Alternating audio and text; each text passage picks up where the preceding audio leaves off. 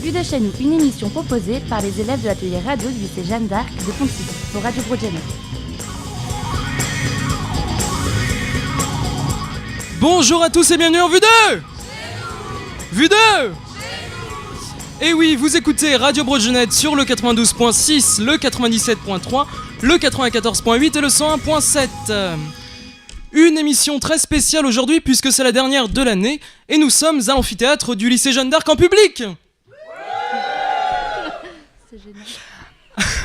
Avec moi aujourd'hui, Héloïse, Antoine, Valentine, Hugo, Louis, Owen, Anaïs, Maëlène, Margot, Hugo, Fabien, Kelvin, Charlène, Jeanne, Inès, Antoine, Luce, Gurvan, Adrien, Tom Bichet, Vincent Lecantrec, Eliphène Jean, Gilles Wellou, Cécile Goual, Olivier Millet, Francis Le Goff, Anne Kosker, Martial Le Toulec, Mathieu Stéphane et Soazic Perrault. Allez, nous allons donc revenir sur ces 2 années de Vue de chez nous avec Gilles Wellou, directeur du lycée Jeanne d'Arc Saint-Yvi, et Cécile Goual, directrice de Radio Broadjanet. Pourquoi est-ce important d'éduquer les jeunes aux médias aujourd'hui ? Nous allons tenter de répondre à cette question. Dans la deuxième partie de Vue de chez nous, nous recevrons Eliphène Jean, un poète haïtien, Vincent Lecantrec et Tom Bichet. Des chroniques culturelles et des jeux sont également au rendez-vous. Nous sommes ensemble pendant 1 heure, vous écoutez la 13e émission de Vue 2 Chez nous.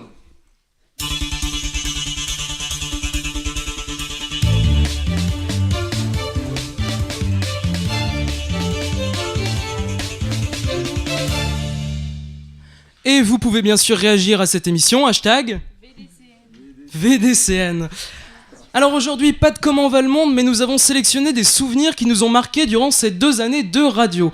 Et on va commencer par Antoine. Quel est le souvenir qui t'a marqué pendant ces 2 ans de radio ? Moi je pense que c'est le tout début, quand on m'a fait comme ça. Oh, au fait, il nous manque quelqu'un pour présenter le jingle au début, tu veux pas faire ? Et la veille, je me suis pointé, je l'ai fait et finalement je suis resté. Donc c'est ça ton meilleur souvenir ? Je pense, ouais. Héloïse, un meilleur souvenir ? Moi, c'était quand Steven était venu chanter. Ça avait été une séquence super émouvante. C'était très sympa. D'accord. Adrien ? Non, c'est Adrien, c'est bon. J'ai pas de souvenir particulier, c'est juste que j'ai passé l'année où on a fait la radio, j'ai trouvé ça super sympa et super cool. Et sinon, j'ai trouvé toutes les émissions étaient super cool, donc j'ai pas de souvenir en particulier. Même celle sur la Corée du Nord ? Celle-là était particulièrement agitée, on peut le dire. Gurvan ? Un peu comme Adrien, c'est surtout sur toute l'année que ça s'est bien déroulé, donc on en garde un plutôt bon souvenir de toute l'année en général, pas juste un seul moment, quoi. Ok, j'y vais. Non, moi j'ai pas non plus de souvenirs en particulier. Si, j'en ai un, Inès, oui, si, en fait j'en ai un. C'était ma première émission quand le micro avait lâché au moment où je l'avais pris avec Francis Le Goff. Il est pas là, non, d'ailleurs, il est parti. Et ça, ouais, c'était plutôt pas cool. Mais c'était en même temps cool. Enfin, c'était bizarre, un sentiment de pas cool et cool, tu vois. Oui, alors c'est ça, pendant l'émission de radio, en fait, il y a un micro qui est tombé. Charlène ? Moi, c'est quand je fais le tour de tout Radio Broadjanet pour trouver des chaises pour tout le monde et que je dois compter s'il y a assez de chaises. Et je cours. Merci, Inès. Moi, je pense que c'est quand Antoine et Nora ont interprété une chanson lors d'une émission. Donc Antoine Le Texier qui va nous interpréter des chansons aujourd'hui aussi. Valentine ? Moi, c'est les infos d'Hugo qui sont toujours top. Très drôle. Et on aura des infos d'Hugo aujourd'hui aussi. Louis ? Moi, ce que j'aimais bien, c'était l'organisation autour, quand il faut courir autour d'Alexandre, aller chercher les invités, faire tout derrière. Ah oui, merci Louis. Moi, c'est lorsque nous mangions avant l'émission et que tout le monde a eu peur d'un oiseau. Hein ? Oh si, tout le monde a couru après l'oiseau. Hein. J'étais pas là. Ah ouais. Louis, vous allez nous faire deviner un personnage qui fait l'actu. C'est le caisse de l'actu. Oui. Alors, mon personnage est journaliste. Il est diplômé de l'IEP de Paris. Il est né en 1952. Il a intégré Libération en 1981. Et il est depuis le 12 juin 2014 le directeur de la rédaction de Libération. Alors, qui est le directeur de la rédaction de Libération ? Ah non, mais vous êtes incroyable. Ça serait pas Laurent Geoffrin ? Si, c'est Laurent Geoffrin, c'est bien Charlène. Il y a eu de la triche là. Oui, et nous avons une interview exclusive. Et bah oui, elle a mon ordinateur juste à côté. Et nous avons une interview exclusive de Laurent Geoffrin pour Vue de chez nous. Bonjour Laurent Geoffrin, directeur du journal Libération. Pourquoi avez-vous choisi d'être journaliste? Parce que je lisais Tintin quand j'étais petit. Vous connaissez Tintin? Oui. Oui. Ben, je lisais Tintin, donc je me suis dit tiens, je vais être journaliste. Voilà. Parce que c'est un garçon qui courait partout dans le monde et qui voyageait tout le temps. Il y avait une petite erreur sur la profession parce qu'il n'écrit jamais Tintin. Mais voilà, c'est l'idée que de faire un métier qui soit qu'à varié, sinon aventureux. Et comment avez-vous réussi à devenir journaliste? Alors j'ai fait des études assez traditionnelles. J'ai fait des études d'économie et de sciences politiques. Et ensuite j'ai fait une école de journalisme, le centre de formation des journalistes. Et après je suis rentré à l'agence France Presse, à la suite de ma scolarité dans cette école. Si vous deviez me citer un avantage et un inconvénient de ce métier? Je ne vois aucun inconvénient. D'accord. Sinon on n'est pas très bien payé. Encore une fois, moi je suis directeur, donc je me plains pas. Oui. Mais quand on est journaliste, on faut pas espérer non plus faire fortune. Hein. C'est pas un métier où on gagne énormément sa vie. Mais par contre, je me suis jamais ennuyé une seule journée depuis que j'ai commencé à travailler. Donc c'est déjà un critère. Donc qu'est-ce qui vous plaît le plus dans ce métier? La diversité donc. C'est être surpris. Être surpris, d'accord. Être surpris par l'actualité. L'actualité, qu'elle soit pas ce qu'on attend, ce que j'attends. Comment voyez-vous votre métier aujourd'hui? Il est en difficulté sur le plan économique. Il n'a jamais été aussi sollicité et utile du point de vue social. C'est-à-dire que la consommation d'informations, de médias, est la plus forte qu'on ait jamais connue dans l'histoire de l'humanité. Donc c'est un métier qui est en pleine expansion, en fait, contrairement à ce qu'on dit. Simplement, son modèle économique, enfin ses bases économiques sont menacées, non pas par Internet, qui est un progrès formidable, mais par la diffusion de la gratuité. C'est-à-dire qu'il y a eu un dumping global sur le prix vendu de l'information. Comme il y a un dumping, les revenus se sont taris. Et donc on a beaucoup plus de mal qu'avant à financer des plateformes informatives, enfin des rédactions, pour être précis. Pour payer une rédaction, il faut avoir beaucoup soit de publicité, soit d'abonnés, de ventes, etc. Mais comme la gratuité a envahi tout, oui. Ça a commencé avec les journaux gratuits d'abord, et puis ensuite sur le net, la plupart des sites sont gratuits, pas tous, heureusement, mais la plupart. Et donc on a fait baisser le revenu moyen des journaux. Et donc on est en difficulté. Mais ce métier a quand même un avenir? Je sais pas, vous regardez jamais la télévision, vous regardez jamais les sites internet? Si, mais de nouveaux médias, peut-être. Oui, mais les nouveaux médias, il y a des journalistes. Donc il a beaucoup d'avenir.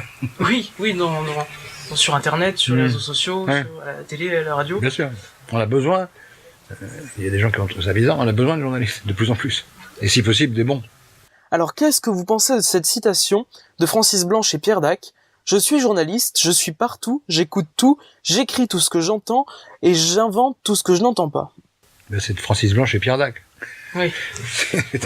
C'est des comiques quand même. Oui. Et vous en pensez quoi? C'est pas du tout ça. C'est faux. Oui, bien sûr. Non, on n'écoute pas tout ce qu'on entend. On trie, on essaye de le mettre en forme et d'en faire un récit d'abord, que ce soit lisible, clair, limpide. Et puis on essaye, on n'arrive pas toujours, mais de le mettre en perspective, d'expliquer les tenants et les aboutissants, d'essayer d'aller voir les choses qui sont derrière les choses. Et puis on n'invente pas. Ceux qui inventent, c'est pas des vrais journalistes. Oui. C'est des farceurs ou des écrivains. Quelle est la journée type d'un journaliste? Les journalistes qui font le métier, c'est-à-dire qui écrivent, qui enquêtent et qui écrivent, ils n'ont pas de journée type justement, parce que ça dépend des jours, ça dépend des sujets. La journée type, c'est qu'on va voir les sources, on va voir ce qui se passe, on va sur le terrain, on se fait raconter, et puis en fin de journée, si c'est un quotidien, en permanence, si c'est sur les réseaux sociaux, sur les sites, ou bien à intervalles réguliers, si c'est à la radio, ça dépend des endroits, on doit restituer ce qu'on a appris. Oui. Ce qu'on a compris, enfin, ce qu'on a essayé de comprendre. D'après vous, sommes-nous influencés par les médias? Un peu. Pas beaucoup, en fait. Moins qu'on ne croit. Parce qu'on s'adresse à des gens qui, la plupart du temps, ont déjà des convictions. Quelles qu'elles soient. Donc, les gens, ils changent pas comme ça de convictions. Alors, on peut influencer sur des sujets que les gens connaissent pas du tout. Mais dont ils se foutent un peu. Donc, là, on peut. Mais comme il y a plusieurs médias, de toute façon, les gens, ils ont tendance ils se méfient. Donc, ils ont tendance à comparer. Je crois pas. Il y a une influence des médias, mais elle est très difficile à mesurer. D'accord. Elle existe, hein, c'est pas dire qu'elle existe, mais elle est très difficile à mesurer parce que il n'y a pas d'expérience possible. Vous dites quelque chose, est-ce que les gens vont le croire? C'est même pas sûr. Est-ce qu'ils vont ensuite agir en fonction de ce qu'ils ont cru? C'est pas sûr non plus. Et souvent, on s'aperçoit que tous les médias disent une chose, mais depuis qu'on fait un sondage, les gens pensent le contraire. Donc l'influence, elle est toujours ambiguë, compliquée, elle existe, hein, mais elle est toujours ambiguë, compliquée, difficile difficile à appréhender. Et donc si je vous pose la question inverse, les médias sont-ils influencés? Ah, ils sont influencés. Ils sont influencés par les préjugés des journalistes déjà. Oui. Par leur formation, leur manière de voir. Alors, il y a des règles de métier qui font qu'on limite la part des préjugés. Enfin, ça joue un rôle. Et puis, ça dépend des journaux. Il faut voir selon les journaux, selon les médias. Est-ce que il y a une pression des annonceurs, des actionnaires? Alors, il y a ça, parfois oui, parfois non. Nous, on a un système qui limite vraiment beaucoup la pression. C'est-à-dire qu'on a une charte, une règle, quoi. Et puis, on a une tradition, une culture d'indépendance par rapport aux actionnaires ou par rapport aux annonceurs. Donc, je ne crois pas qu'on soit beaucoup influencé. Qu'est-ce que vous pensez des lanceurs d'alerte comme Denis Robert? Il est lanceur d'alerte, lui. Qui a dévoilé quand même. Donc, ce qu'on appelle lanceur d'alerte, en général, c'est un type qui travaille à un endroit ou qui est membre d'une organisation et qui expose les turpitudes de l'organisation en question. Denis Robert, il travaillait pas à Clearstream, mais c'est un journaliste. Il a enquêté. Ah bah oui, bah alors moi aussi je suis lanceur d'alerte. Quand j'enquête, je suis lanceur d'alerte. C'est ce que les médias, c'est le mot que les médias utilisent souvent pour parler de lui ou. Ouais, mais c'est impropre pour lui. C'est un journaliste. Qu'est-ce que vous pensez de des caricatures de Mahomet qui ont été publiées dans Charlie Hebdo et avant dans un journal danois? Bah nous on a soutenu Charlie Hebdo et le journal danois également. D'accord. Donc ça. Alors, on n'était pas d'accord forcément avec la caricature, mais par principe on estimait qu'on a le droit de publier ces caricatures. Et pour finir sur la liberté de la presse, qu'est-ce que vous pensez de cette citation de Bernard Tapie? Pourquoi acheter un journal puisqu'on peut acheter un journaliste? Le problème c'est que le journaliste acheté. Vous pensez qu'on peut... J'en ai pas vu. Autre que dans Libération, vous pensez qu'on peut acheter des journalistes que... Ça peut exister certainement, mais j'en ai pas vu. J'ai jamais vu en France de journalistes dont on ait prouvé qu'il ait reçu de l'argent. Qui sont corrompus. Oui, j'en ai pas vu. En tout cas, pas à Libération, quoi. Ah bah non. Non. Non, de toute façon, on l'aurait viré tout de suite, mais qu'on donne de l'argent à un journaliste pour le faire écrire des choses, j'ai pas vu d'affaires où ce soit produit, je me souviens pas. Ça veut pas dire qu'il y en a pas, peut-être qu'il y en a, mais en tout cas, on les connaît pas. Merci Laurent Geoffrin et merci Louis. Allez, nous parlons aujourd'hui de l'éducation aux médias avec Gilles Wellou et Cécile Goual.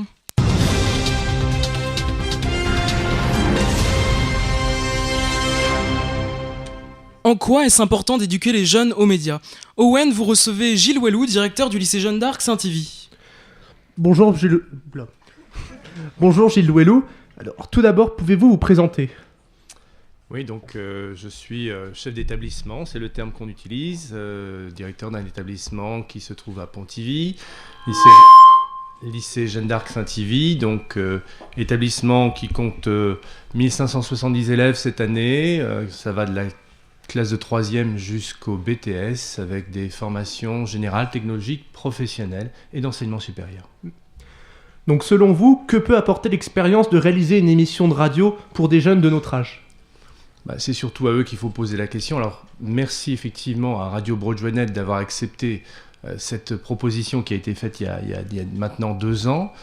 C'est je crois une superbe expérience parce que on est au-delà des cours traditionnels qui sont proposés. Eh bien c'est une manière effectivement de rentrer dans le vif du sujet, de s'adresser à un public autre que celui de ses camarades de classe. Donc on est là aussi quelque part un peu dans la vraie vie. Donc à ce titre, c'est vraiment une très très belle expérience et moi je salue bien entendu ceux qui ont relevé le défi, qui sont autour de cette table, qui ont tenu le rythme aussi parce que c'était pas évident de mettre en place une émission avec toutes les contraintes qu'il y a par ailleurs, les contraintes scolaires, les contraintes personnelles que l'on peut avoir. Donc bravo à cette équipe qui a tenu le rythme, qui a trouvé à chaque fois l'occasion de se renouveler dans ses idées, dans ses propositions. Bravo également à l'équipe des enseignants qui vous ont accompagné parce que c'était important aussi. Encore que je me suis rendu compte que finalement ils n'avaient pas grand-chose à faire. Oui. Mais il y a aussi la classe média du coup qui a été mise en place il me semble l'année dernière. Et du coup en quoi ça consiste ? Alors effectivement, c'est une idée que j'ai eue il y a 3 ans maintenant. Bon, c'est un peu particulier. On a lancé la classe média à l'origine parce que certaines classes n'avaient pas la possibilité d'avoir des échanges internationaux. Vous savez que c'est l'une des grandes caractéristiques de l'établissement. Le lycée Jeanne d'Arc Saint-Yvi a une longue tradition d'échanges internationaux. Et donc, voilà, il y avait parfois des trous dans la raquette. Donc, l'idée, c'était de proposer à une classe particulière une idée un petit peu originale. Et pourquoi pas, effectivement, autour de cette question des médias, parce que là, je rejoins la question qui m'a été posée tout à l'heure, de l'importance des médias aujourd'hui. On le voit bien, et c'est parmi les nombreuses questions qu'Alexandre a posées à Laurent Geoffrin, il y avait cette notion, effectivement, de l'abondance des médias aujourd'hui. Ils sont très, très nombreux, de formes très, très différentes. Et on se rend compte que, eh bien, si on n'est pas éduqué aux médias, aujourd'hui, dans la manière dont on fabrique ou dont on va chercher l'information, eh bien, on passe à côté de beaucoup de choses. Et puis aujourd'hui, il y a une telle concurrence, notamment des réseaux sociaux, qu'il est important, me semble-t-il, effectivement, d'avoir cette culture-là. Donc, la classe a été créée. Alors, effectivement, ça tombait un peu mal parce que l'une des opérations importantes, c'était une visite à Paris. Et malheureusement, c'est arrivé au moment des attentats, donc on n'avait pas pu aller jusqu'au bout.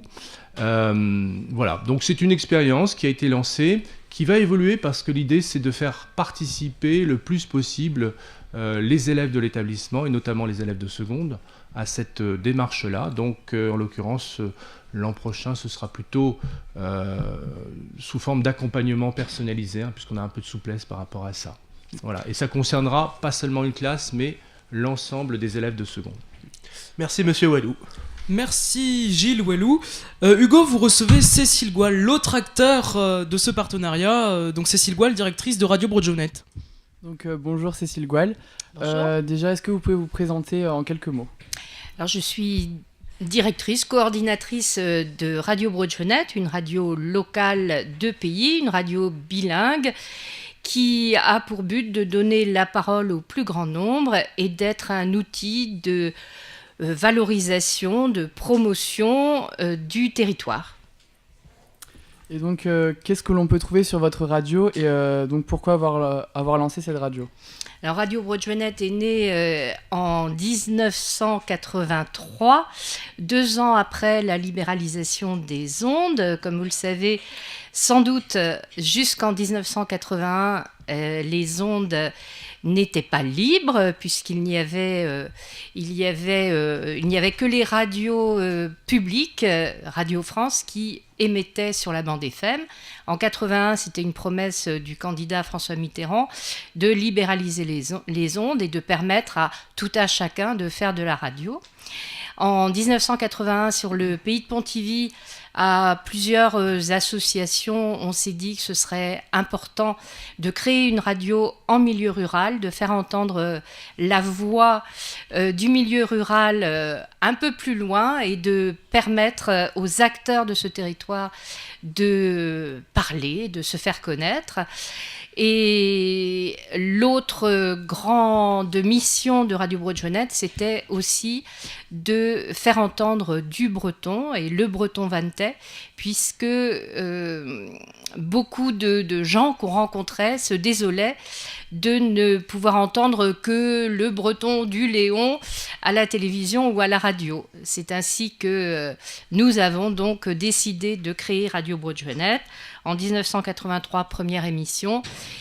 Et petit à petit, notre radio s'est professionnalisée en embauchant du personnel. Nous sommes aujourd'hui à 6 salariés et nous avons aussi la particularité d'avoir une 50aine de bénévoles qui animent des émissions, font des chroniques et participent à la vie de la radio. Et pourquoi aujourd'hui c'est si important de donner la parole aux jeunes et à quoi ça sert d'éduquer les jeunes aux médias ? Eh bien, je pense que vous êtes tous très actifs sur les réseaux sociaux, sur Facebook en particulier, ou d'autres réseaux, que vous écoutez de moins en moins la radio. Il y a eu dernièrement un petit sondage qui a montré que dans la tranche des 16-18 ans, vous renseigniez surtout sur les réseaux, sur iTunes, sur Facebook, sur voilà, sur Internet tout simplement. Et pour moi, que vous veniez réaliser des émissions à la radio, c'était très très important parce que nos rangs sont vieillissants. Moi, je vais bientôt quitter mon emploi et je trouve important qu'il y ait de la relève. Que nos bénévoles sont aussi d'une tranche d'âge, allez, on va dire entre 40 et 60 ans, et il y a peu de jeunes de votre âge qui proposent des émissions, alors que, comme je vous l'ai dit tout à l'heure, le but de la radio, c'était d'être une radio de pays, faite avec les acteurs du pays, et vous êtes, en tant que jeune, des acteurs du territoire. Et je suis une grande militante de la radio, parce que je trouve que c'est un outil créatif, que je donne souvent cet exemple, essayez d'écouter la télévision comme vous écoutez la radio. C'est-à-dire vous fermez les yeux et vous ne regardez plus l'image et vous vous rendrez compte que le texte, ce qui est dit en télévision est relativement pauvre par rapport à ce qui est dit et créé en radio. Parce que la radio a la force de faire naître l'image par la parole, et je trouve que c'est un super outil, qu'on pèse le poids des mots, qu'on essaye de faire visualiser à l'auditeur ce que l'on pense et ce que l'on voit. Merci. Merci Cécile Goual et Gilles Ouellou. Alors toutes les personnes ayant participé à cette émission de radio sont autour de la table. Alors en un mot, comment décririez-vous votre expérience à la radio avec nous? Martial, on va commencer au bout. En un mot, oh là, très intéressant. C'est-à-dire intéressant C'est vrai que nous on est tombé sur un sujet, c'était sur l'homosexualité. Déjà changer le point de vue par rapport à l'homosexualité et aussi par rapport à la transphobie qu'on avait pu discuter. Et surtout utiliser les bons termes, parce qu'on avait eu certains avaient utilisé un mauvais terme. Ils avaient utilisé le mot transsexuel qu'il ne faut surtout pas utiliser et plus transgenre. Voilà, donc c'est important de transmettre aux jeunes. Transmettre aux jeunes et c'est super intéressant de se rendre compte que des jeunes s'intéressent aussi à la radio aussi. Voilà, et d'éduquer les médias aux jeunes. Oui. Anne Kosker, professeure de sciences économiques et sociales, vous avez également participé à une émission de radio avec nous. Qu'est-ce que vous avez retenu de cette émission? L'émission en elle-même, très riche. En un seul mot, c'est difficile de synthétiser. Donc évidemment, c'était très facile de faire le lien avec le cours de SES en première et en terminale. Et ça a été l'occasion pour moi d'échanger autour d'une table avec quelques élèves, avec un micro, dans un contexte complètement différent par rapport à ce que l'on connaît depuis plusieurs années pour certains. Donc ça a été un échange riche. On a pu s'assurer d'un certain positionnement, on a utilisé des termes techniques, on a poussé un peu loin le raisonnement. Et donc c'était très riche pour moi en tout cas. Donc c'est intéressant ce que vous dites, ça veut dire que ce qu'on peut faire à la radio, les thèmes qu'on peut aborder peuvent être mis en lien avec le cours et ce qu'on fait au lycée, ce qu'on voit au lycée. Très facilement, surtout pour les SES. Ouais. C'est notre quotidien les SES, vive les SES. Et donc pourquoi d'après vous c'est important d'éduquer les jeunes aux médias aujourd'hui? Alors simplement pour, je reviens un petit peu sur les propos de tout à l'heure, affûter votre esprit critique. C'est-à-dire que vous n'essayez pas simplement de gober les informations, comprenez-les, et vous avez le droit de ne pas comprendre. Donc surtout ne pas avoir peur de poser les questions pour comprendre ce qu'il y a autour de vous, votre environnement, parce que l'avenir c'est vous. L'avenir c'est simplement ça, c'est la France, l'Europe, le monde. Donc oui, ayez l'esprit critique, et la radio c'est ça. Soazic Perrault, que nous avons également reçu. Pourquoi est-ce important d'éduquer les jeunes aux médias? En quoi une émission comme celle-ci, à laquelle vous avez participé, facilite cette éducation? C'est une manière effectivement d'ouvrir, c'est ce que j'expliquais aussi, je rejoins évidemment ce que vous avez dit avant, c'est une manière d'ouvrir aujourd'hui dans cette période où on est assailli finalement sur l'information, les chaînes d'information en continu, les réseaux sociaux, alors les fakes, les réseaux complotistes, c'est une manière de former et de former son propre jugement et de sortir des écueils, de tous ces préjugés qu'on doit éviter. Et je dis souvent à mes élèves, parce que effectivement, participer à votre émission, c'est aussi une démarche très riche, parce que je suis aussi professeure d'économie et de gestion, et je suis élue en charge de l'éducation. Et c'est une manière plus globale d'informer et de s'approprier aussi la citoyenneté en général. Et forcément, et je rejoins ce que disait Cécile Gouaille, c'est important de savoir dans quel monde on vit, comment est-ce qu'on forme son jugement, pour ne pas, et c'est ce que je dis à mes élèves aussi, ne pas être des moutons, en fait, finalement, et ne pas tomber dans les panneaux trop faciles.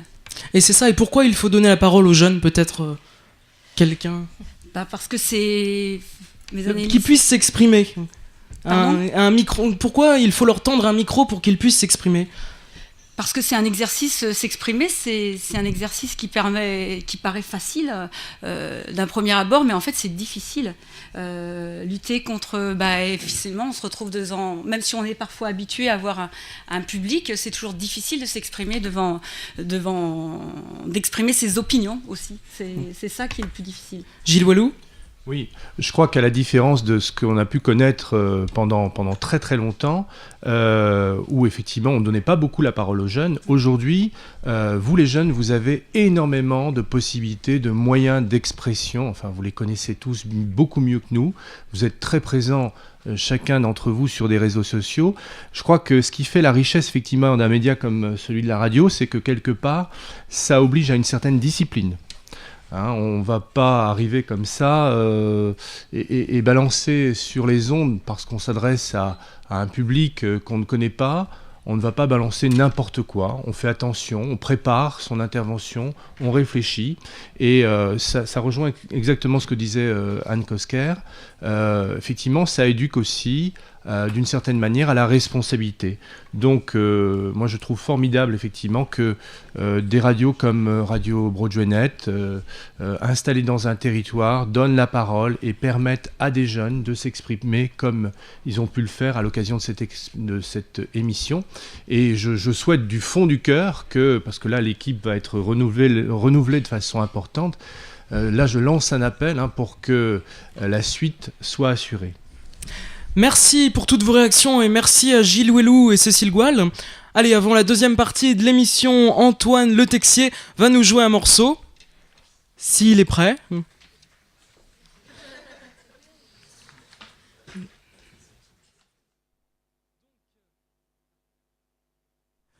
Donc allez, on va pour un morceau joué par Antoine Le Texier à l'amphithéâtre du lycée Jeanne d'Arc de Pontivy.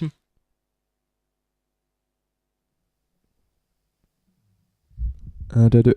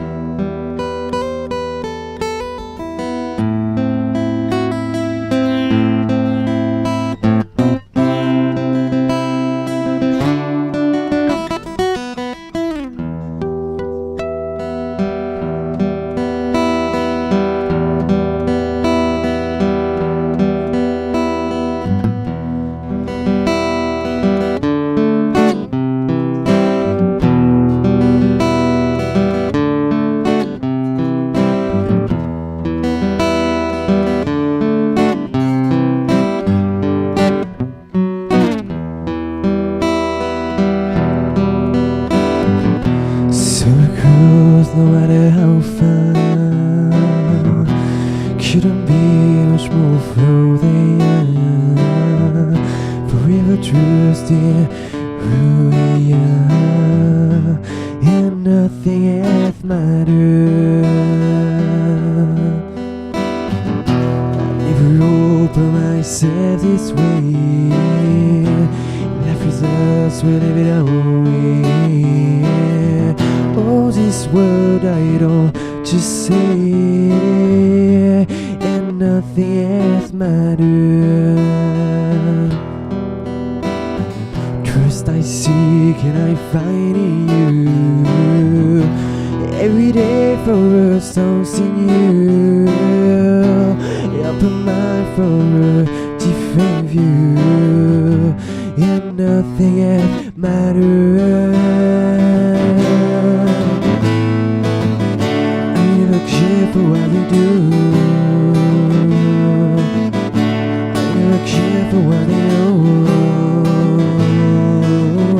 but I know.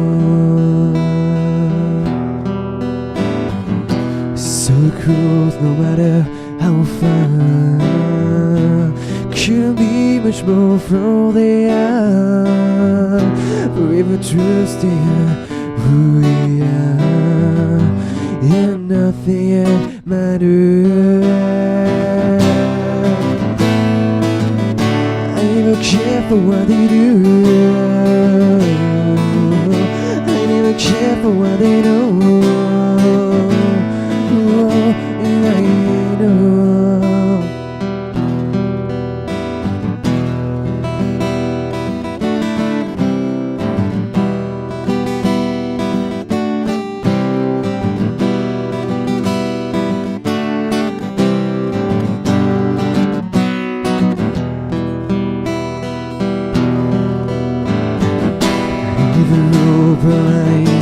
This way, life is us with it.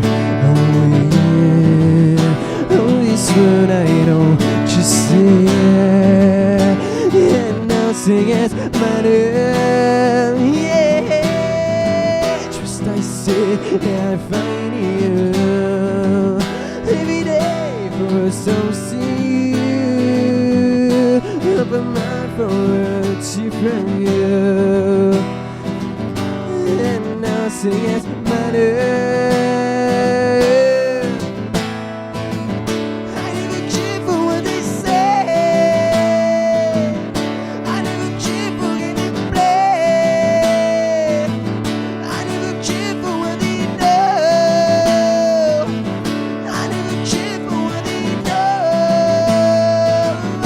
And I know. So cool, no matter how far. Couldn't be much more from the are. Forever trusting who we are, and nothing else matters. Merci.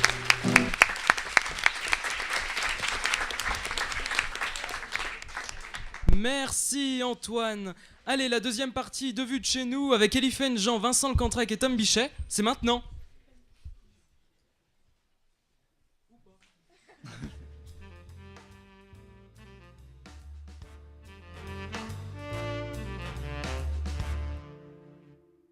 On commence cette deuxième partie avec Kelvin qui nous parle de sport. Bonjour à tous. Pour cette dernière émission de cette saison, j'ai préparé le bilan sportif breton. De septembre 2016 à aujourd'hui, je vous parlerai de football et de rugby. Tout d'abord en football, une saison riche en émotions qui approche de la fin. Les 4 clubs bretons semblent se maintenir en Ligue 1 qui, je vous le rappelle, l'année prochaine s'appellera la Conforama Ligue 1. Le Stade Brestois en Dominos Ligue 2 est toujours en course pour accéder à la Ligue 1. Je tiens également à parler de Concarneau qui, cette saison, pour leur première saison en national, nous ont laissé espérer qu'ils allaient monter. En rugby, le RC Vannes a conquis le monde professionnel pour sa première saison en Pro D2. Ils ont assuré le maintien le 7 mai dernier grâce à une victoire 56-0 face à l'équipe de Bourgoin. Merci à vous.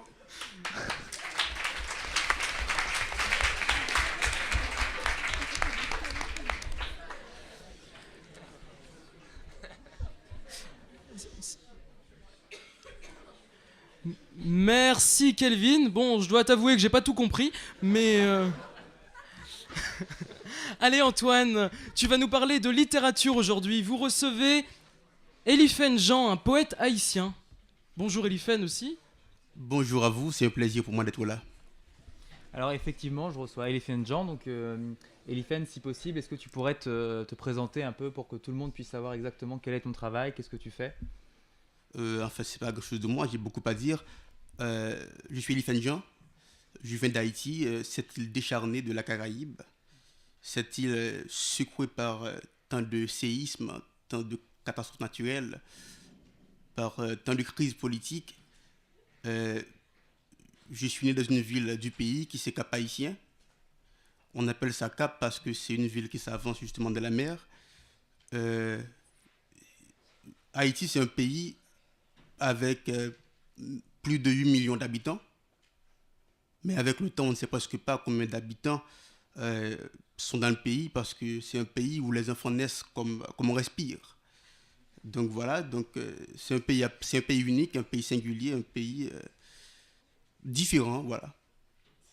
Et je suis là aujourd'hui, Elephant Jean, un ferroviaire dont le train est parti d'Haïti pour arriver jusqu'ici en Europe. Et vous êtes tous là, je vous embarque dans le train de ma vie. Voilà, c'est un plaisir pour moi. Merci beaucoup pour cette licence poétique. Est-ce que tu pourrais nous décrire quels sont les livres ou les textes que tu as écrits qui sont vraiment importants pour toi, ce qui t'a vraiment, ce qui t'a amené ici aujourd'hui? D'abord, les textes qui m'ont le plus marqué, c'est des textes que ma grand-mère, avant tout, n'a pas eu la chance d'écrire. Par exemple, je travaille sur un livre qui a pour titre « Elle est morte noyée dans sa cafetière ». Ce qui veut dire, ma grand-mère, qui aimait tellement le café, donc a dû mourir à cause de ça, parce que le café lui était interdit à un moment. Donc c'est un livre de toute façon que ma grand-mère écrit déjà.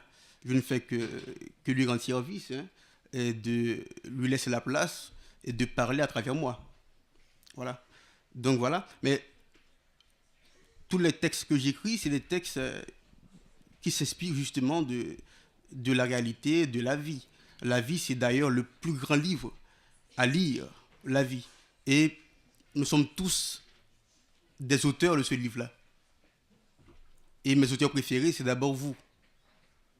À chaque respiration, à chaque battement de cœur, il y a une page qui s'écrit. Donc c'est pourquoi ce livre, c'est le plus important pour moi, le livre de la vie. D'accord, merci. Et pour rester dans le thème des livres, quel est le livre ou le texte qui a fait que tu as été révélé, que les gens ont commencé à parler vraiment de toi?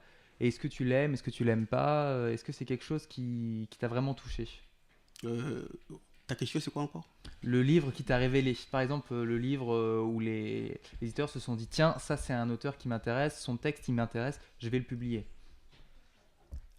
D'abord, c'est, comme je le dis, c'est avant tout ça, je m'inspire de la réalité et du coup, je produis un livre qui s'appelle Trans. Là, c'est mon premier livre. Trans qui veut dire inquiétude, appréhension, appréhension vive.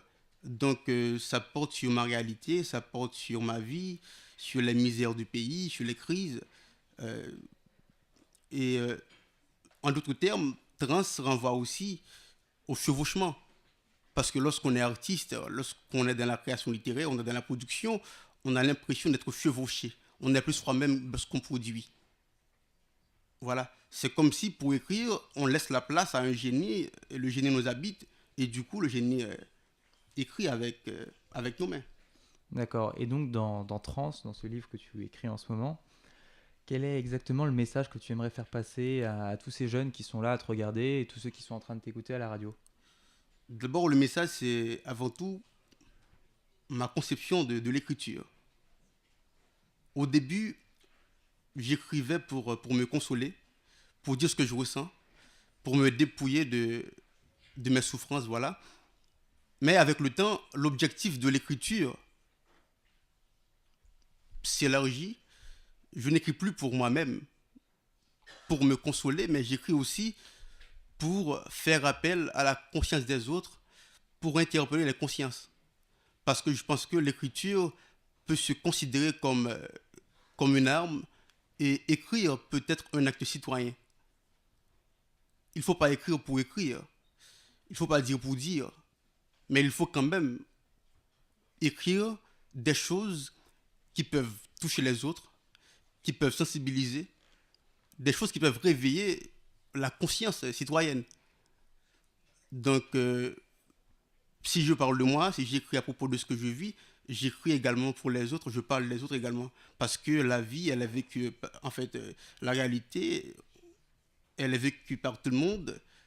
Les misères, on les vit tous. Les joies, les rires, on les vit tous. Du coup, si je parle de moi, je parle des autres. D'accord, ok. Et donc, en quelques mots très très rapides, très courts, pour définir ton livre, si tu devais utiliser à peine 5 mots pour définir ton livre, quels seraient-ils? 5 mots? 5 mots. Ah. C'est le plus dur pour un écrivain. Ah, c'est le plus dur. Ça, c'est l'angoisse de la page blanche, généralement. Mais en 5 mots, c'est inquiétude, l'île, le vécu, le dépouillement. Il reste combien? 1. L'espoir. L'espoir, c'est important. Parce qu'on ne doit pas écrire tout le temps pour retourner l'écharde dans la plaie des autres. Mais on doit écrire pour donner l'espoir aux gens. On ne va pas nous lire parce que justement on a envie de savoir nos misères tout le temps. Mais on nous lit également pour avoir de l'espoir. Donc on ne doit pas écrire pour retourner l'écharde, pour ouvrir les plaies, mais également pour guérir les blessures. C'est comme si on a l'impression de poétiser la souffrance, les misères, voilà. Justement, en parlant de souffrance, Haïti est une île, un pays qui a énormément souffert récemment. Est-ce que tu peux nous parler un peu du contexte là-bas, qu'il soit politique, économique, social? Qu'est-ce que tu peux nous dire exactement et qu'est-ce qu'on pourrait faire à notre échelle pour aider ou même pour faire ce qu'on peut faire en fait? Je crois que le développement d'un pays, ça passe d'abord par soi-même. Chacun a l'obligation de se changer soi-même et pour parvenir à un changement collectif. D'abord, le pays sans les gens qui l'habitent n'est rien. D'abord, c'est nous. Donc, comme citoyen, on doit d'abord se changer soi-même. Ce qui fait qu'il est important pour moi de redéfinir un petit peu le concept élite, qui ne me parle presque pas, parce que l'élite doit cesser d'être l'ensemble des gens qui excellent justement dans ce domaine, mais plutôt des gens qui excellent et qui s'investissent aussi dans l'humain. C'est à ce moment-là que l'élite aura toute sa place, toute son importance. Donc si je fais partie par exemple de l'élite littéraire en Haïti, je crois que l'important c'est de m'investir dans l'humain, de m'investir dans les jeunes et de contribuer à l'émergence de nouveaux auteurs dans le pays. Du coup, c'est important de redéfinir l'élite, de voir l'élite comme ça. C'est-à-dire un ensemble de personnes qui pensent d'abord à l'émergence des autres, qui pensent d'abord à contribuer à améliorer les conditions d'existence des autres. Donc je pense qu'avec une telle façon de voir, avec un tel souci d'engagement, on peut parvenir à un changement collectif, à un développement. D'accord, donc en soi, la littérature est extrêmement importante pour que Haïti puisse se relever, c'est bien ça? La littérature, oui, la littérature est importante dans le sens où c'est un moyen d'engagement. Parce que ma première arme, c'est avant tout l'écriture. C'est ça d'abord ma première arme, l'écriture. Donc, comme je le disais, j'écris pas seulement pour moi, mais également pour parler aux autres. Pour interpeller les consciences. Donc, je pense qu'il n'y a pas que l'écriture, mais l'art a toute sa place, toute son importance. C'est-à-dire, il faut d'abord se voir comme créateur. D'ailleurs, on est tous d'ailleurs créateurs, parce qu'on a chacun un chant. Et notre âme chante cette chanson dès l'enfance, dès la naissance. Donc, c'est ça. Et comme créateur, on doit sortir justement des ornières idéologiques, des ornières de la tradition, pour pouvoir apporter du sang neuf dans les choses. Parce que le monde a besoin de ça. Et les créateurs, les artistes et les écrivains sont mieux placés justement pour apporter du nouveau. Pourquoi? Parce qu'ils sont libres. Ils sont libres, ils sont des voyageurs qui franchissent les frontières sans se faire emmerder, ils sont partout. Du coup, c'est important pour nous créateurs, pour nous auteurs, de contribuer, voilà, d'apporter quelque chose de nouveau. Et je pense que la littérature, là, a sa place, a son importance. Merci beaucoup pour ces belles paroles. On va rendre la parole à Alexandre. Allez, on va maintenant continuer avec Anaïs et Margot qui vont nous faire deviner des chroniques de films. Un jeu, c'est ça? Oui, c'est ça. Alors, on commence par un facile. Mon précieux. Seigneur des Anneaux. Ouais. Ce sont des chroniques de films? Ah, des répliques. Ah, oui, des répliques de films. Ah, mais t'es sérieux? Oui, c'est ça. Bah oui. Le Seigneur des Anneaux. Voilà, Le Seigneur des Anneaux. Merci Kelvin. Une autre chronique de film, une autre réplique de film. Que la force soit avec toi. Star Wars, facile. Puisse le sort vous être favorable. Hunger Games. Un dur. Hasta la vista, baby. Oui, mais Owen, tu n'as pas de micro, donc c'est... Qui? Hasta la vista, baby. Bon, bah la réponse. Terminator. Tout ce qui est à Vegas reste à Vegas. Very Bad Trip. Et une dernière. This is Sparta. C'est pas 300 ça? Merci. Donc le film 300. 300. Merci Anaïs et Margot. Aujourd'hui, je reçois Vincent Cantrec, en service civique au lycée Jeanne d'Arc, en charge du développement durable. Alors, bonjour Vincent Cantrec. Bonjour. Alors, pouvez-vous vous présenter? Donc, je suis sur l'établissement pour 1 an dans le cadre d'un service civique, comme tu l'as dit, Alexandre. Et à la base, avant d'arriver sur l'établissement, j'étais bibliothécaire. D'accord. Est-ce que c'est difficile de sensibiliser les jeunes aujourd'hui dans un lycée à l'écologie? C'est pas facile en tout cas. Je pense que c'est pas une thématique qui vous touche particulièrement à votre âge. Je pense que c'est assez normal. J'étais dans l'établissement il y a une dizaine d'années et je pense que c'est quelque chose pour lequel je me sentais pas du tout concerné. Donc ouais, c'est pas évident, c'est un bon défi. Et pourquoi d'après vous, ce n'est pas une thématique qui nous touche? Là, c'est plus à vous qu'il faut demander, mais je pense que c'est des questions qui sont assez loin de votre quotidien. L'écologie, ça peut être différentes démarches. Vous n'avez pas forcément de maison à vous, donc les déchets, la gestion des déchets, un potager, c'est peut-être des choses qui vous concernent Donc un peu moins. c'est le fait qu'on ne soit pas concerné. Pourtant, l'écologie devrait concerner tout le monde. Oui, je suis d'accord, ça devrait concerner tout le monde. Maintenant, est-ce que c'est quelque chose, je ne sais pas ce que vous en pensez, mais est-ce que c'est quelque chose qui vous semble important au quotidien ou régulièrement? Je sais pas. Oui, je ne suis pas sûr. Quelles actions justement avez-vous mises en place dans le lycée pour sensibiliser les jeunes? Alors il y a plusieurs actions. On a la chance d'avoir un lycée à la fois professionnel, général, technologique. Donc du coup, selon les publics, on a mené des actions différentes. Je pense notamment avec la mention complémentaire art de la cuisine allégée, où on a mis en place des aromatiques pour la cuisine pédagogique, la cuisine de Saint-Yvi. Sur Jeanne d'Arc ici, il y a des élèves de seconde, il me semble, là, dans l'assemblée. Donc du coup, on a vu le film ensemble Demain, le documentaire Demain de Cyril Dion et Mélanie Laurent. Puis on a échangé après sur qu'est-ce qu'il était possible de faire sur l'établissement au quotidien pour améliorer la situation. Alors justement, un projet que vous avez mis en place, c'est le projet de ruche pédagogique. Est-ce que vous pouvez nous parler de ce projet ? Donc oui, c'est un projet qui a émergé justement des discussions au moment de la projection du documentaire, où on s'est dit, au niveau de biodiversité, comment est-ce qu'on peut la favoriser dans l'établissement? Et puis en parallèle, le lycée est devenu refuge LPO, refuge de la Ligue de protection des oiseaux. Donc du coup, dans la charte des refuges, on doit favoriser tout ce qui est faune et flore sauvage. Donc c'était un bon projet pour ça. D'accord. Et vous avez mis en place un financement participatif pour acheter justement ces ruches. Comment vous est venue l'idée d'un financement participatif ? Alors l'idée, elle est venue de Denis Robic, qui est intendant sur le site de Jeanne d'Arc. On a un budget assez important, même si à l'échelle de l'établissement, c'est pas non plus phénoménal, mais on en a pour 1 000 € entre les ruches, le petit matériel, les essaims, puisqu'on aurait pu essayer d'avoir des essaims par le bouche à oreille, voilà, essayer de trouver des essaims. Mais s'il n'y en a pas à la fin de l'année, qu'on n'en a pas trouvé, c'est un peu dommage d'un point de vue pédagogique. Et puis pour le projet, si on n'a pas d'essaims à mettre, pas d'abeilles dans le lycée, ça tombe un peu à l'eau. Donc du coup, on a décidé d'acheter des essaims, mais forcément ça a un coût. Et puis on s'est dit, ça permet aussi de faire parler du projet et de l'importance des abeilles, des ruches. Pourquoi mettre des ruches dans l'établissement ?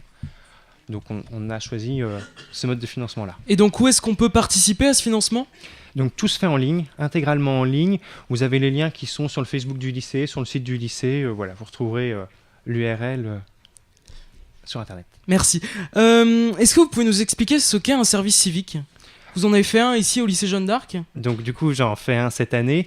Un service civique, c'est la volonté de prendre, alors ça va des missions de 6 mois à 1 an on va dire, où on choisit une mission. Généralement, ce qui nous tient à cœur, je pense que beaucoup, c'est soit des jeunes qui sont un peu, qui savent pas forcément quoi faire après le bac, donc qui vont un peu voir différentes missions, ou alors une première expérience professionnelle aussi. Et puis, l'idée, c'est de donner de son temps sur une thématique comme moi qui me touche particulièrement. Et donc, c'est bénévole. Enfin, non, c'est pas bénévole, pardon, c'est volontaire justement. Donc, ça veut dire qu'on n'a pas de salaire, on a une indemnité, mais voilà. Donc merci Vincent Lecantrec. Et donc vous pouvez participer sur internet au financement participatif. Valentine a des coups de cœur musicaux et a sélectionné des chaînes YouTube. Alors quelles sont ces chaînes YouTube et ces coups de cœur, Valentine ? Alors aujourd'hui je vais vous parler donc, de mon coup de cœur musical. Donc c'est le chanteur Riles avec ses titres Brother et I Do It. C'est un Français qui est actuellement surveillant dans un collège. Il chante pour le plaisir et il produit lui-même toute sa musique. Je vais également vous parler d'une chaîne YouTube qui s'appelle donc Dr Mus. Donc c'est une chaîne peu connue où un étudiant en PACES propose des working sessions, c'est-à-dire des vidéos où un ensemble de personnes travaillent en live pour se motiver ensemble. Voilà. C'était vos coups de cœur donc. Voilà. Merci Valentine. Allez, direction la cuisine avec Charlène. Quel plat allez-vous nous présenter aujourd'hui ? Je vais vous présenter la mousse au chocolat. Donc la mousse au chocolat, je vous présente pas, hein, bien sûr. C'est facile, c'est pratique, et moi j'aime ça, donc ça tombe bien. Alors, on va faire une mousse au chocolat pour 12 personnes. On est 10 autour de la table, donc il y en a 2 pour vous, et les 10 c'est chacune, évidemment. Pour la durée de la recette, c'est indéterminé. Il prévoit 15 minutes de préparation, mais on ne sait pas combien de temps de nettoyage. Il vous faudra 12 œufs, 400 g de chocolat, donc noir ou au lait, pas du chocolat blanc s'il vous plaît, et 50 g de beurre. Donc faites fondre le chocolat et le beurre au bain-marie, ou au micro-ondes évidemment, c'est toujours plus rapide. Pendant ce temps, séparez les blancs et les jaunes d'œufs. C'est fastidieux, c'est long, mais mon petit frère de 10 ans sait le faire, donc je pense que vous pouvez le faire. Incorporez les jaunes d'œufs au chocolat et préparez-vous au pire. Donc on va passer à l'étape où il faut battre les blancs en neige. Donc si vous ne possédez pas de batteur, vos bras vont littéralement mourir. Donc quand cela est fait, pour savoir si les blancs en neige sont parfaitement montés, retournez le saladier. S'ils tombent, recommencez. Et s'ils ne tombent pas, c'est que vous avez réussi. Vous les incorporez au reste du mélange et vous remuez doucement, très doucement. Vous y mettez l'eau frais et donc là c'est fini. Merci beaucoup Charlène. Donc le conseil c'est d'acheter un batteur électrique. Tom Bichet, membre du groupe The Foxy Scream, est avec nous. Alors, tu peux prendre un micro. Bonjour. Alors bonjour Tom. Ça marche, quoi. Voilà. Bonjour Tom, est-ce que tu pourrais présenter ton groupe et ses membres ? Alors on est 2, donc c'est avec Évelyse Le Gallo qui est ma copine avec qui je travaille. Donc on a fait un disque à 2, un EP de 6 titres en fait qu'on a enregistré nous-mêmes. Donc on a tout fait tout seul à 2, on est multi-instrumentalistes tous les 2. Donc pareil, donc guitare, batterie, voix, basse, chant, c'est nous 2 qui avons réalisé ça tout seuls. Et ça a été fait sur un week-end dans le Finistère. D'accord. Et comment votre groupe s'est formé ? Il s'est formé ici, enfin il y a un peu plus de 3 ans maintenant je crois. On s'est rencontrés ici à la soirée musicale et puis en fait de fil en aiguille on a commencé à travailler ensemble, puis on s'est mis ensemble et puis on continue à travailler ensemble en étant ensemble. Donc c'est une belle histoire. C'est un peu compliqué mais... C'est une belle histoire, donc une rencontre à la soirée musicale du lycée Jeanne d'Arc Saint-Ivy. Et quel est votre style musical à tous les deux ? Alors, comment définiriez-vous votre style musical ? C'est assez varié parce que moi je suis plus rock metal, et elle est plus psychédélique, plus aérien. Donc on va dire que ça fait un rock à nous. C'est notre style. On a créé notre propre style. C'est une sorte de stoner rock, quoi. D'accord, donc c'est un style assez particulier. Pareil, c'est compliqué aussi. C'est un style, ça a l'air compliqué vos histoires. Hein. En fait, c'est juste du rock, tout simplement. Si on globalise, c'est ça. D'accord, donc c'est du rock. Vous avez sorti un nouvel album, Hippie. Est-ce que vous pouvez nous le présenter ? Je l'ai dans la main. Il est là. D'ailleurs, il est au prix de 10 € si ça intéresse quelqu'un. J'en ai plusieurs. Merci. Donc on peut trouver quoi sur cet album ? Combien de titres ? 6 titres, donc 3 compositions de chacun d'entre nous, mélangées. Donc forcément, on travaille tous les deux sur nos 6 compositions globales, mais il y en a 3 où je chante, 3 où elle chante, donc où on est en voix principale, et puis après on intervertit entre les instruments. Mais il y a 6 titres dessus. D'accord. Quel avenir voyez-vous pour votre groupe ? Est-ce que vous pensez qu'il va se développer ? Vous en vivez de votre musique ou non ? Pas encore. J'espère un jour en vivre, mais bon, ma copine est en médecine, donc c'est un peu compliqué pour elle de faire de la musique avec moi. Donc moi j'ai plus de temps par rapport à mon travail, donc je peux me permettre de chercher des dates, de faire des scènes, mais pour être un groupe il faut être déjà 2. Donc c'est vrai que j'attends qu'elle soit là pour travailler, puis autrement, moi j'ai mes projets personnels à côté, mais dans la musique toujours, mais pour l'instant les Foxy Scream c'est un peu pendant les vacances, quoi, disons. D'accord, donc vous espérez pouvoir vous professionnaliser ? Oui. D'accord. Est-ce que vous pouvez nous jouer un morceau ? Oui. Allez, Tom Bichet en live à l'amphithéâtre de Jeanne d'Arc.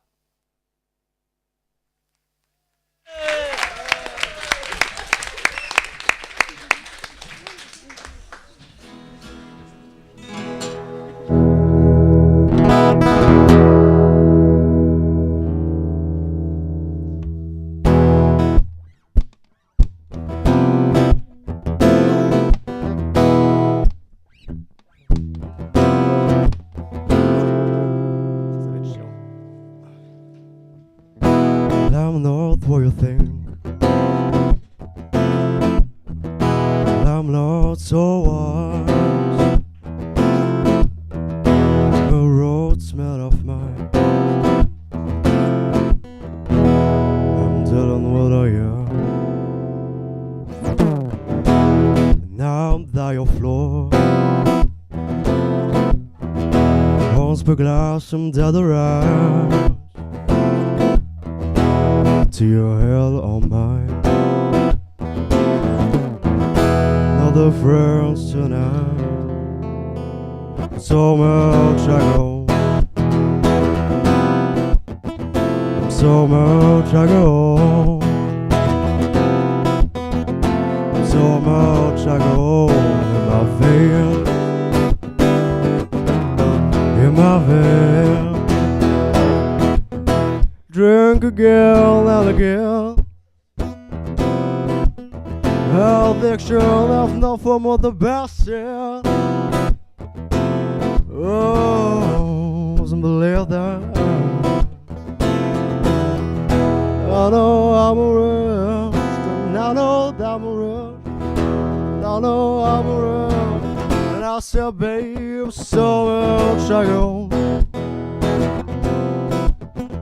So much I go.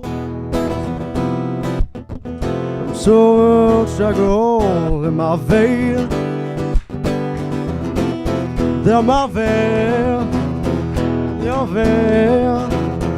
Just is cold and bread.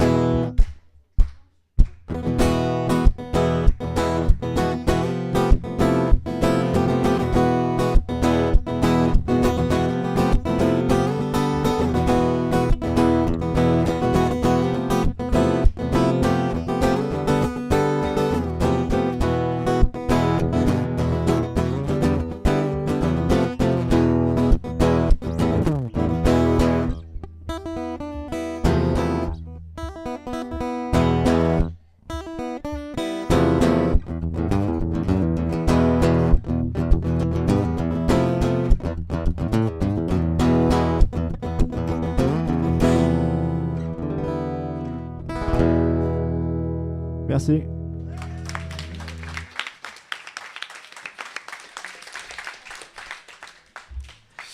Allez, on reste dans la musique. On reste dans la musique avec un jeu. Maëlène et Hugo, vous allez nous donner la traduction d'une chanson en français et nous allons devoir retrouver le titre de la chanson. Oui, voilà, c'est ça. Alors, je vais commencer. Alors, mets tes lunettes au vert rose et fais la fête, monte le son, c'est ta chanson préférée, danse, danse, danse jusqu'à la distorsion. Qu'est-ce que c'est? Tu veux pas faire avec l'air? Non, je suis pas très bonne chanteuse. Répète la première fois, s'il te plaît. Alors, mets tes lunettes au vert rose.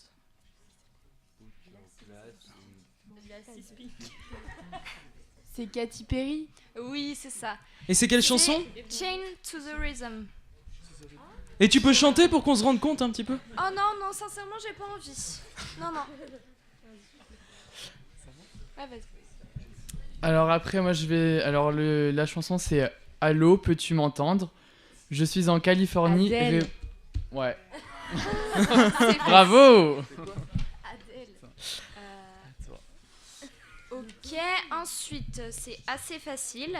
La boîte n'est pas le meilleur endroit pour trouver quelqu'un, alors je vais au bar. Mes Ed amis Sheeran. et moi... Oui, c'est ça. Ok. Ouais, Trop fort. c'est trop facile. Ouais.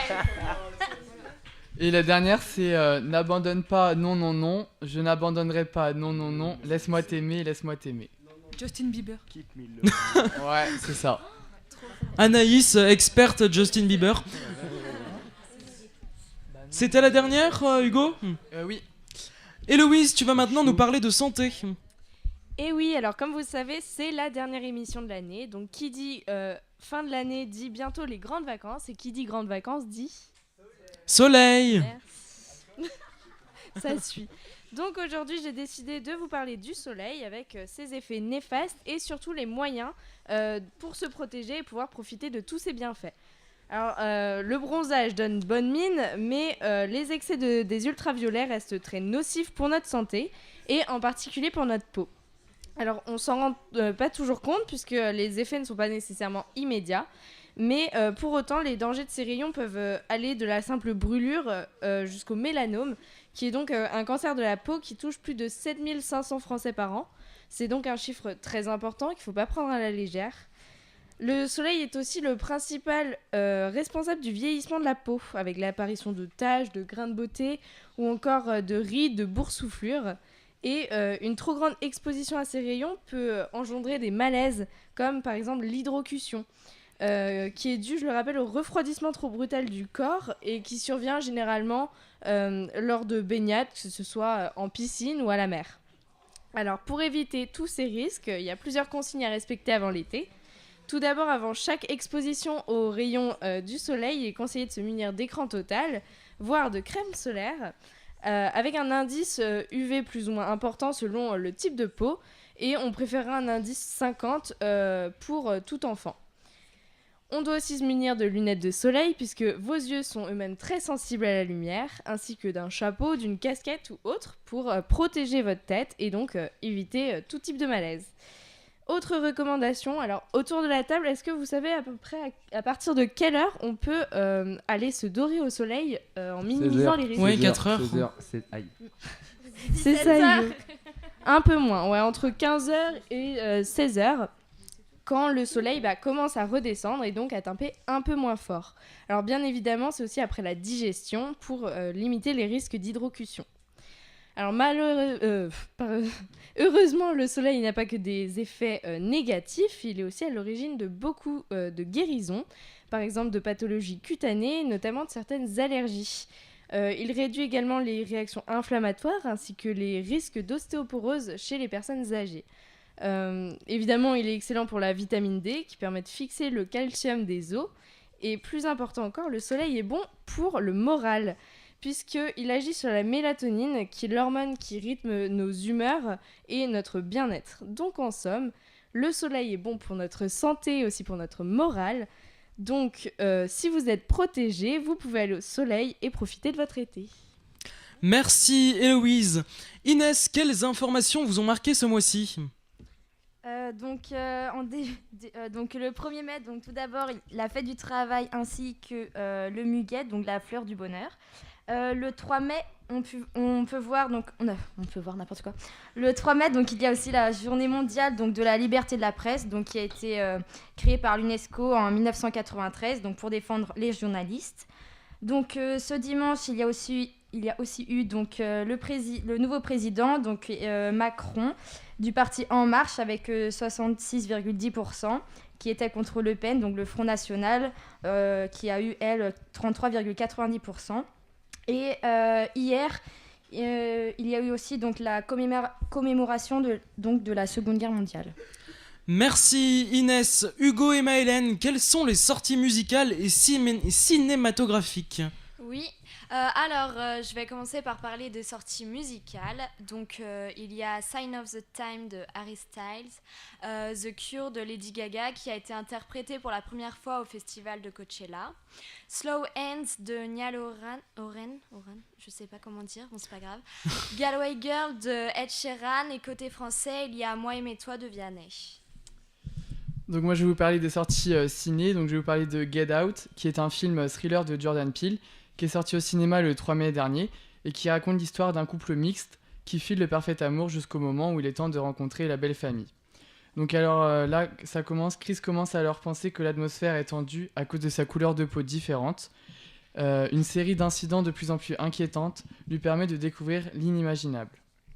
Un autre film sorti le 3 mai dernier au cinéma, il s'agit de Braquage à l'ancienne, avec Morgan Freeman. C'est une comédie qui parle de 3 octogénaires, qui pour eux la retraite c'est du passé. Lorsqu'ils apprennent que leur pension est partie en fumée, ils décident de bousculer tous leurs principes en tentant l'impensable, braquer la banque qui les a ruinés. Merci Hugo, et donc quel film vous nous conseillez pour ce mois ? Les deux. Les deux, bon bah merci Hugo. Allez, ce sont les dernières, mais elles resteront dans l'histoire, ce sont les infos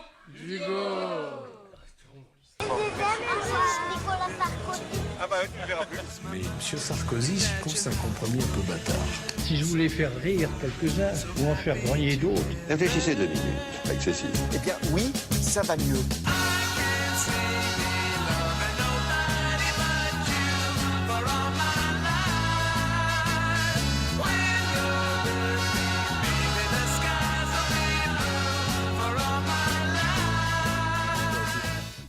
Ok, avant de commencer, on va juste écouter le débat de l'entre-deux-tours résumé en 1 minute 30 sur fond de Marseillaise.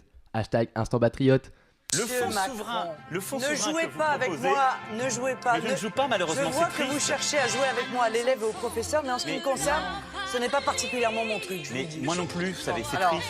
Le pays mérite mieux. Hollande Junior. Il y a des choses très importantes, sympa d'ailleurs, comme petit nom. On va pas s'entendre. C'est sûr que tout le monde nous suit depuis le début, c'est pas la peine de refaire le début de l'émission. On ne connaîtra pas vos petits noms à tous, on va simplement dire. Je vous dis juste que moi j'ai assumé. Et ils sont là, ils sont dans les campagnes, dans les villes. Je parlais de votre parti. Ils sont sur les réseaux sociaux.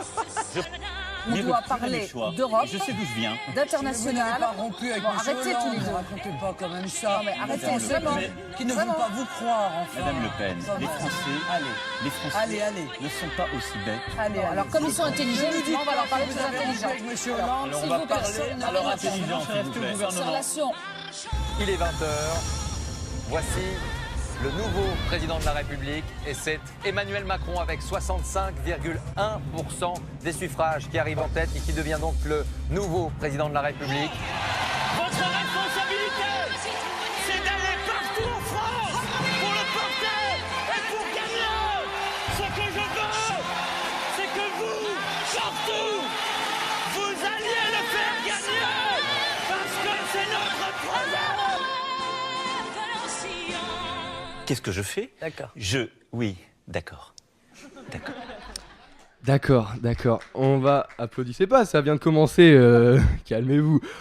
On va parler politique parce qu'il n'y a pas tellement d'autres infos en ce moment. Enfin si, j'ai la victoire du club sportif Sedan-Ardenne, si vous voulez, qui a mis une petite claque au club athlétique de Bastia en national. Score final 7-1.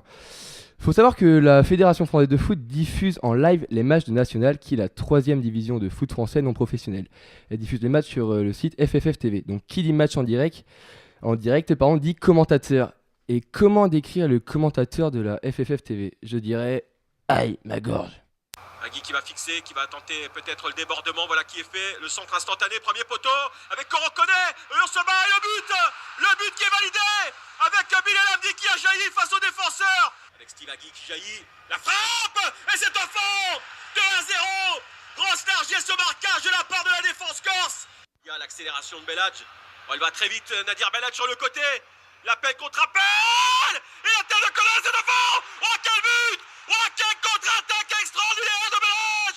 Oh, quel but d'anthologie. Ce soir, du Gogez. Extraordinaire accélération.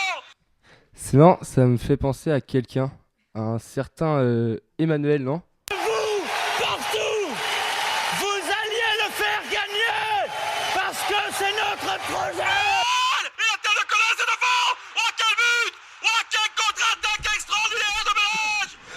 On part au Front National maintenant, où après la défaite de Marine Le Pen, le Front National n'aura plus le même nom. C'est ce qu'assure Florian Philippot pour montrer une image de changement. Mais tu sais Florian, enfin je peux t'appeler Florian, c'est pas parce que tu changes le nom de la merde en petit nuage noir que t'as envie de la manger. Ça reste de la merde. Bah, c'est pareil pour ton parti, on n'a pas envie de voter FN parce que le nom va changer. On retourne chez Emmanuel Macron où après sa victoire, la course au léchage de bottes est lancée. Le plus fort, c'est Manuel Valls. Le 30 août 2016, lorsque Macron a appelé Valls pour lui annoncer qu'il quittait le gouvernement, le Premier ministre lui a dit « Tu pars pourquoi Emmanuel ?» Oui, parce que Valls s'appelle Macron Emmanuel. « Tu pars pourquoi Emmanuel ? Tu pars pour être candidat, c'est ça ? Tu n'as aucune chance. Si tu es candidat, il y aura quand même quelqu'un du PS contre toi. Il y aura Mélenchon, un candidat écolo, peut-être même un communiste. Tu feras quoi ? 12%, 15% maximum ? Tu seras battu et tu provoqueras l'élimination de la gauche. C'est ça que tu veux ? Réfléchis bien. » Manque de bol, petit Manu est devenu président. Quand il l'a appris, Manuel Valls a tweeté « Je salue la belle et large victoire d'Emmanuel Macron. C'est le fruit d'une formidable mobilisation pour la République et contre la haine. » Comme disait Jacques Dutronc, Il y en a qui contestent, qui revendiquent et qui protestent. Moi je ne fais qu'un seul geste, je retourne ma veste. Je retourne ma veste, toujours du bon côté. on retourne voir Marine Le Pen où si elle était élue, elle nommait Nicolas Dupont-Aignan comme Premier ministre. Ce même Nicolas Dupont-Aignan qui en 2013 disait « Je suis patriote et gaulliste et les gaullistes ne peuvent pas s'allier à un parti dont Jean-Marie Le Pen est toujours président d'honneur. Ce n'est pas possible. » En 2014, il disait « Est-ce que vous avez envie de confier les clés du pays à la famille Le Pen ?» En 2015, il disait toujours « On peut protester avec le FN, on ne peut pas gouverner avec le FN. » Et en mars 2017, il disait encore « Aucune raison de laisser la France coincée entre Emmanuel Macron et Marine Le Pen. » Puis un mois plus tard, à l'annonce des résultats du premier tour, il a dit « J'ai décidé de prendre mes responsabilités en votant Marine Le Pen, mais en allant bien plus loin, en bâtissant un accord de gouvernement, un projet commun au service des Français. » Un mot à dire, Jacques ? Je retourne ma veste, toujours du bon côté. Donc qui est Emmanuel Macron, le nouveau président ? Eh bien, selon le site Closer, le site des stars et des news people en live, Macron est né le 21 décembre 1977 à Amiens de parents médecins. Il est sagittaire et a eu son bac S avec mention très bien. Il est marié à Brigitte Trogneux et concernant son programme, eh bien Closer n'en sait trop rien. Mais en tout cas, ils sont trop choupinous tous les deux. On a trop hâte de les voir tous les deux main dans la main à l'Elysée. L'horoscope de Closer dit à propos de Sagittaire, dans le travail, vous vous donnez à fond et faites le maximum. Merci Closer, grâce à vous, la France est sauvée. Télévision, France 2 a réalisé la meilleure audience des soirées électorales, rassemblant en moyenne près de 5,8 millions de téléspectateurs. Alors oui, c'est une info de merde, mais pour une fois, elle ne vient pas de Closer.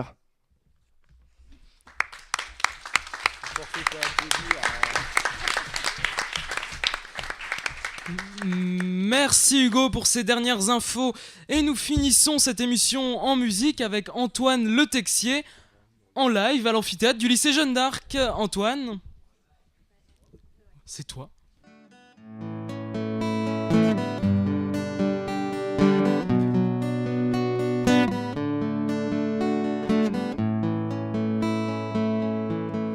Every brick you wear on the shore, there's the next one, there be one more. You never can burn, no, that's the same. It's what you're really there for. Summer I was fearless there. No one speaking to and so far. I can't be falling left on the breath. Winter don't leave it alone, alone. If you go, if you go, you and I go mine. And we so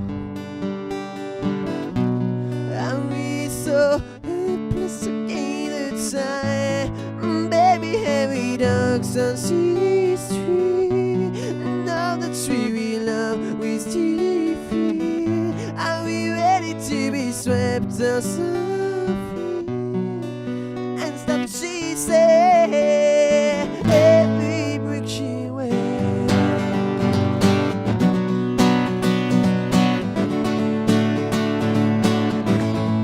Every single snow sounds the same. There's a friendly enemy, and every shipwreck so knows what is there to leave without intimacy. I saw my hesitations and worry, but I start to listen why it preach. A cherry falling here found a prayer. See as far as I could reach. If you go, if you go, you and I go mine. Are we so? Are we so helpless against the time? Baby, heavy dogs on sweet street. No, the tree we love is deep free. Are we ready to be swept outside and stop chasing every brick she wears?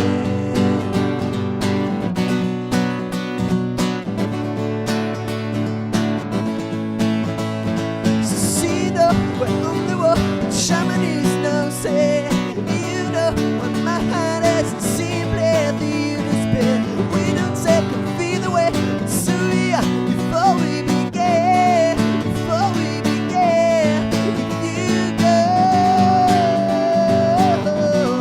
If you go, you and I go mine. Are we so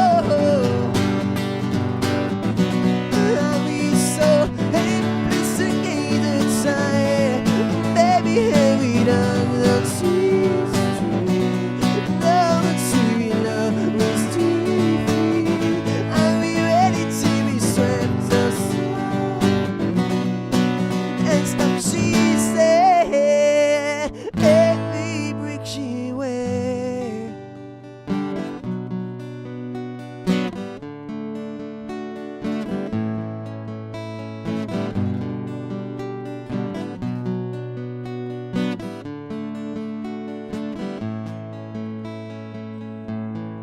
Every brick she wears. Merci.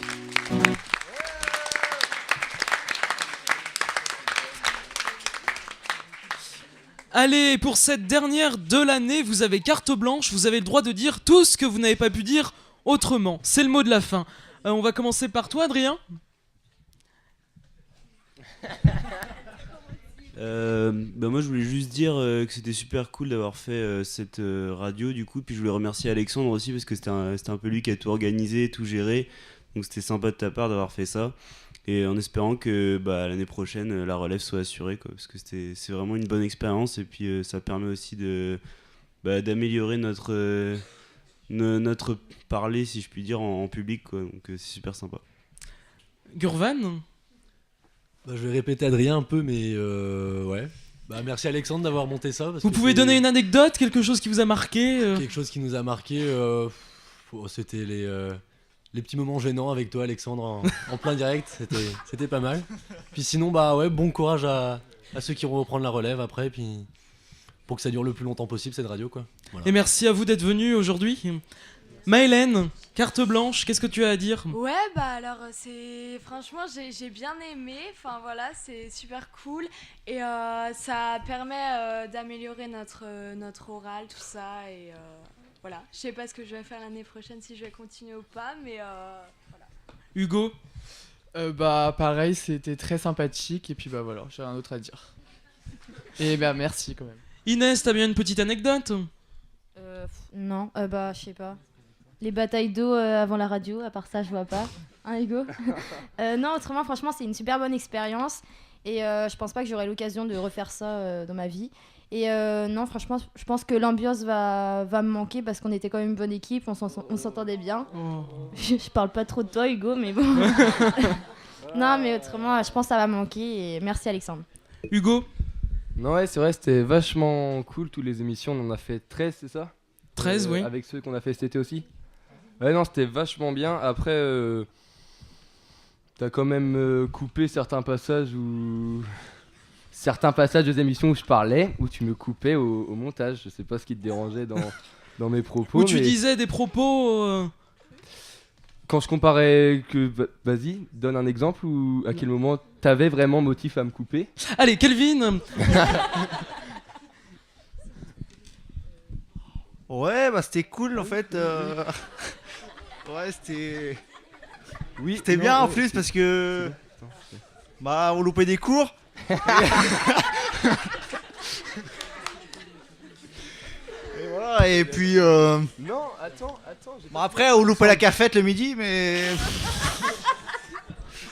Ça va, on avait les casse-croûtes donc. Bah, je vais aller. Non, sinon, je serai là l'année prochaine. Oui. Non, je veux juste dire. Attends, Alexandre, oui, si, je me rappelle maintenant pourquoi tu m'avais coupé. C'est quand je m'étais mis à dos les gens du Luxembourg et ceux de la Franche-Comté. Et je sais pas, tu as peut-être des origines luxembourgeoises. Oui, ça doit être ça. Mais enfin, je tiens à prévenir tout de suite, je couperai Kelvin là aussi. Valentine, une carte blanche? Bah moi je trouve que la radio donc c'est une bonne expérience, on rigole, on s'amuse et c'est toujours bien à faire dans sa vie. Héloïse? Bah moi j'ai trouvé que c'était une expérience super enrichissante, puis ça nous donne l'occasion d'avoir de la crédibilité en fait. C'est un média où c'est pas un réseau, c'est pas les réseaux sociaux, on peut parler sur les réseaux sociaux mais notre parole a pas beaucoup de poids, alors qu'à la radio bah ça nous donne une certaine crédibilité, donc merci de nous avoir donné l'occasion de pouvoir nous exprimer, c'était vraiment bien. Antoine? Bah moi je trouve que c'était une super année, même 2 super années, puisque ça dure depuis 2 ans maintenant, et puis l'année prochaine je ne serai plus là, comme beaucoup d'entre nous je pense. J'espère que ça va continuer. Je pense oui, on espère ne pas redoubler quand même. Bah ce serait bien d'avoir le bac quand même. Et puis quand même une petite chose qui m'a fait beaucoup rire tout au long de l'année, c'est tous ces moments où on était tous là, qui a fait sa chronique? Personne. Donc un pro absolu sur certaines choses, mais sinon je trouve que c'était vraiment une super année. Margot, carte blanche, qu'est-ce que tu as à dire pour terminer cette saison? Bah ouais, moi j'ai bien aimé la radio, c'était cool. Merci. Anaïs? Bah ouais, nous c'était notre première année, alors c'était bien drôle et puis c'est sympa. Et Owen qui va reprendre l'année prochaine? Oui, bah j'ai déjà eu l'occasion de faire toute une émission la précédente et je me suis rendu compte à quel point c'est un boulot, un gros boulot quoi, la préparation, le tournage, l'organisation, tout ce qu'il y a après, le montage audio, le montage vidéo. Donc franchement déjà bravo à toi pour tout le boulot que ça fait et puis c'est moi qui me le récolte maintenant. Charlène? Moi si j'ai carte blanche, j'aimerais engueuler Louis, qui n'est pas là évidemment, mais qui m'a inscrit de force. Et en fait, je le remercie parce que c'était vraiment cool. Non, moi je dirais c'était juste après qu'on ait fini d'enregistrer une émission dans le studio, il te restait toi, Inès et Jeanne, et on a eu le droit à un petit concours de chant qui était assez, j'étais assez particulier. Il y avait une revisite des paroles, notamment d'Alexandre, qui était assez exceptionnelle à entendre. Non, ça j'espère que t'as pas gardé les enregistrements. Hein. Malheureusement non, mais bon. Merci. Allez, vous n'allez pas me croire, mais c'est déjà la fin de la saison. Oh! Et c'est aussi la dernière pour moi. L'année prochaine, Owen prend ma place et une 3e saison commencera. J'aimerais remercier tous ceux qui ont participé à la réussite de cette émission. Héloïse, Antoine, Valentine, Hugo, Louis, Owen, Anaïs, Maëlène, Margot, Hugo encore, Fabien, Kelvin, Charlène, Jeanne, Inès, Antoine, Lucinda, Gurvan, Adrien, Nora, Marie-Astrid, Pauline, Inès, Juliette Morillo, Gérard Hall, Nathalie Kosciusko-Morizet, Gabriel Aviengrad, Tom Bichet, Vincent Lecantrec, Eliphène Jean, Gilles Ouellou, Cécile Goual, Olivier Millet, Francis Le Goff, Anne Kosker, Martial Le Toulec, Mathieu Stéphane, Soisic Perrault, Joël Labbé et Laurent Geoffrin.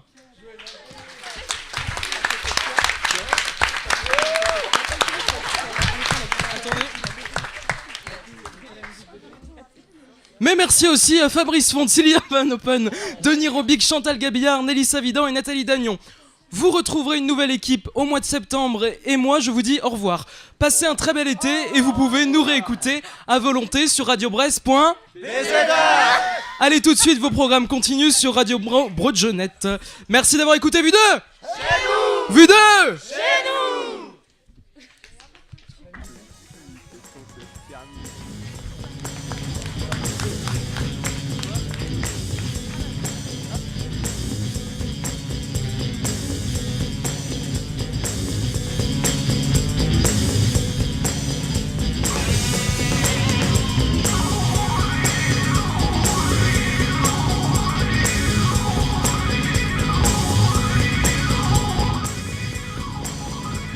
C'était Vue de chez nous, une émission proposée par les élèves de l'atelier radio du lycée Jeanne d'Arc de Pontivy et animée par Alexandre Urvois et réalisée par Fabien Briand.